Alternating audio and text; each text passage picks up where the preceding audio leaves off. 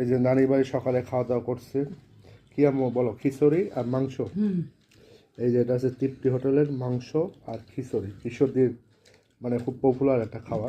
আর না কিছু দেবো না, কিছু দেবো তুমি মাংস নাও, মিশো খাওয়া দাওয়া করো। কেমন লাগছে নানির বাড়ির ফিলিংস? ভালোই লাগছে।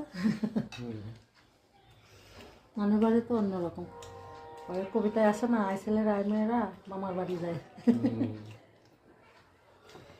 নানির বাড়ি মামার বাড়ি, নানির বাড়ি যায় না, নানির কুটুমই তো মামা। আব্বুর কি ফিলিংস? নানির দেশের কুটুমই হলো মামা। খিচুড়ি মাংস সকালে উঠে শীতের দিন আর কি মাশাআল্লাহ, মাংসটা টেস্ট আছে। তাই খিচুড়িটা ভালো না?